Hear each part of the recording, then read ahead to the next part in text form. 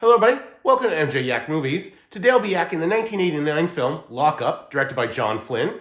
In this film, we see Frank Leone, an inmate who's already in jail, for a crime in which, you're going to have to follow me on this one, this one's going to take a second. So, he had a mentor, the mentor was attacked by maid guys. He went and avenged the maid guys, or avenged his mentor by attacking the maid guys, got sent to prison. Then, that same mentor later on was ill, and a warden, played by the great Donald Sutherland, would not let him leave on a 1-hour release to see the mentor who was dying, who was passing away. So he breaks out of prison, thus embarrassing said warden, came back to prison, had 5 years added on to his sentence, and then later on, early on in the beginning of this movie, that warden returns, has him sent to an even harsher prison in order to embarrass him for the embarrassment of the embarrassment. I hope you followed along with me on that one. Overall, this is an okay film. Let's divide it up into two parts.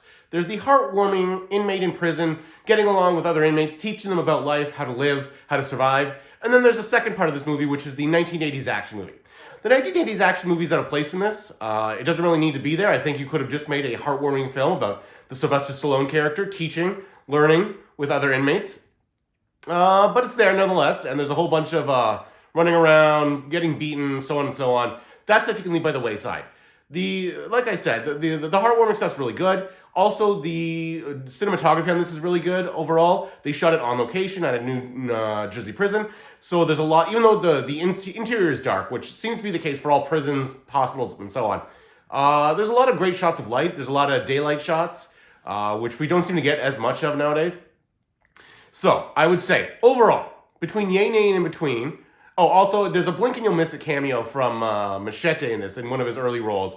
There's also a bunch of other great character actors you might recognize. There's John Amos, we've got Sonny Landham, we've also got ourselves Tom Sizemore in a role that I can only imagine is somewhat based on what was real life for him. Anyways, I would say that for this movie, between yay, nay, and in between, this one's, I don't know, depends on how much you like Sylvester Stallone.